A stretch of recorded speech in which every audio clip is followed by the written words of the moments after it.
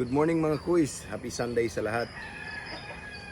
May sasagutin na naman tayong katanungan ng isang kaibigan.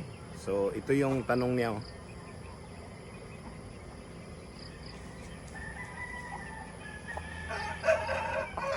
So, sasagutin natin. So itong hawak ko is isa itong brood hen. Dumpo. So ang katanungan niya mga kuys, bakit daw nag-iitlog ang babae na manok na wala naman daw siyang breeder or lalaki na manok. So ang sagot ko diyan kuys is natural lang na talagang mag-itlog yung babaeng manok kasi yun yung role niya. So ang babae ang nagpo-produce ng itlog. Tapos, ang role naman ng lalaki is just to fertile the eggs. Kaya, nagbi-breed sila mga kuys.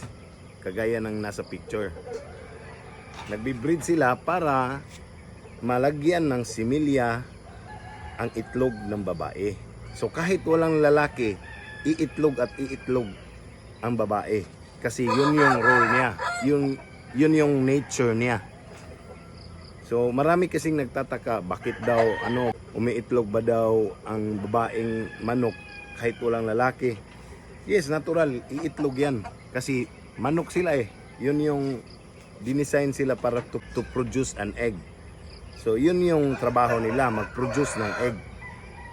So ang trabaho din ng lalaking manok is just to fertile the eggs sa babaeng manok. So kaya nagbi-breed sila para ma-fertile. So malagyan ng similya. So yun lang kuys, sana makatulong at sana makadagdag ng kaalaman nyo sa tungkol sa pagmamanok. So, salamat sa panonood. Please like and share. Salamat kuys. God bless.